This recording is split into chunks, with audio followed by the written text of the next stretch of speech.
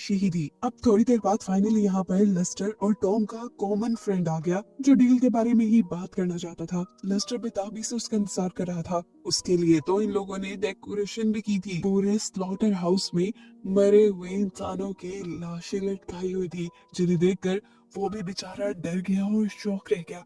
इससे पहले कि वो यहाँ से भागने की प्लानिंग करता, ऊपर छुपे हुए बड़ी ने उसकी गर्दन को हाथ से पकड़ा और उसके पूरे के पूरे चेहरे को अपने हाथ के जोर से तोड़ते हुए उसे भी यहाँ पर मार डाला। इसके बाद बड़ी का अभी भी दिल नहीं भरा था।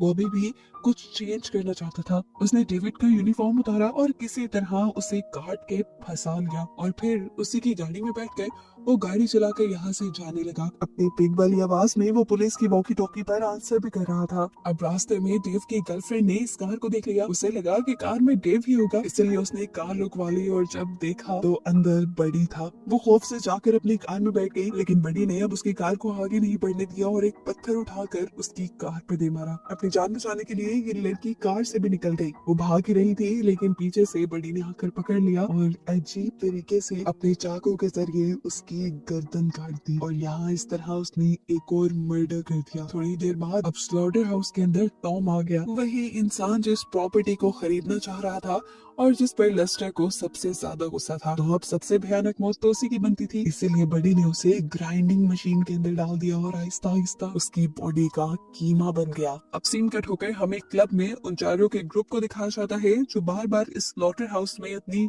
हॉरर वीडियो शूट करने के लिए आते हैं। वो क्लब में पार्टी कर रहे थे कि अचानक क्लब की लाइट चली गई, क्योंकि यहाँ पर एक बहुत ही खौफनाक तूफान आया था। बिजली का कड़कना इस तूफान को और भी ज्यादा भयानक बना रहा था। तो इन्होंने प्लान किया कि ये लोग दोबारा स्लॉटर हाउस जाएंगे अपनी शूटिंग के लिए, क्योंकि इससे ज्यादा खतरनाक माहौल और कोई हो ही नहीं सकता।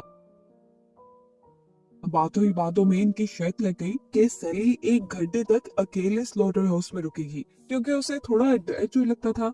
तो अब ये सब प्लान करके ये लोग आ गए स्लॉटर हाउस के अंदर। अब जिस टाइम सैली स्लॉटर हाउस के अंदर अकेली खड़ी थी, तो बाकी दोनों लड़कों ने मिलकर उसे और भी ज्यादा डराने का प्लान किया। उन्होंने मास्क पहने और उसे विंडो से डराने के लिए पास आ गए। सैली भी वहाँ का सारा नजारा देखकर बहुत ज्यादा डर गई, क्योंकि वहाँ पर मास्क पहना जो लड़का उसे तंग करने आया था, बड़ी ने पीछे से उसके सर के ऊपर वार करके उसकी बॉडी को दो हिस्सों में काट दिया। अब तो उसे अपनी जान की फिक्र थी। वो यहाँ से भागी तो बाहर से जाकर उसे लेस्टर ने पकड़ लिया, जबकि बड़ी ने आगे बढ़कर इनके ग्रुप के दूसरे लड़के को भी मार दिया। लेस्टर ने सैली को भी मार दिया था। अब इन चारों की इकलौती फ्रेंड इन चारों को ढूंढ रही थी, और जब वो स्लॉटर हाउस के अंदर आई तो उसे कुछ समझ नहीं आई, क्योंकि उसकी तीनों दोस्तों की लाशें ऊपर छत से लटकाई गई थी। सीन कट होकर हमें शेरिफ के बारे में पता चला, जिसे बहुत से लोगों की गुमने की रिपोर्ट मिल चुकी है। सबसे पहले तो वो कपल जिसे लास्ट टाइम स्लॉटर हाउस के पास देखा गया था। उसके बाद डेविड जो उस कपल के मर्डर की इन्वेस्टिगेशन करने गया था, लेकिन अभी तक वापस नहीं लौटा। उसके बाद हैरोल्ड और टॉम। ऐसे में सारा का सारा शक शेरिफ का लेस्टर के ऊपर ही जा रहा था, इसीलिए वो भी इन्वेस्टिगेशन करने के लिए स्लॉटर हाउस जाता है। और जाने से पहले वो अपने लिए बैकअप पुलिस की भी रिक्वेस्ट कर लेता है। यहाँ स्लॉटर हाउस के अंदर दिखाया गया कि ये लोग आखिरी बची हुई लड़की को टॉर्चर कर रहे थे, क्योंकि वो शेरिफ की बेटी थी। अब इससे पहले कि ये लोग इस लड़की को भी मारते थे, पीछे से आकर शेरिफ आवाज कर देता है।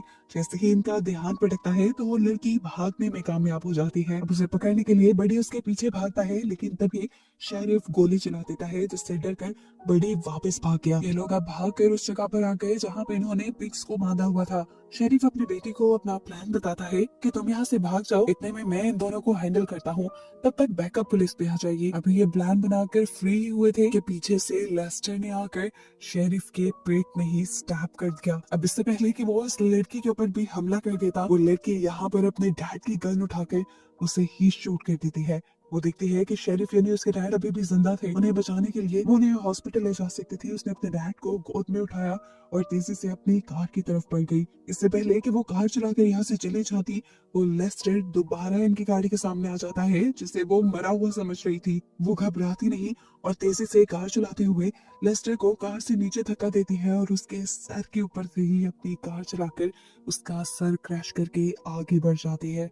इन्हें अब लग रहा था कि ये लोग बच जाएंगे, लेकिन इनका ये वहम था, क्योंकि बड़ी जिसके ऊपर अभी तक इन्होंने ध्यान ही नहीं दिया था, वो इनकी कार के अंदर ही छुपा हुआ था, जो अपने चाकू से इस लड़की को मार कर यहाँ खत्म कर देता है। और मूवी भी इसी पॉइंट पर खत्म हो जाती है।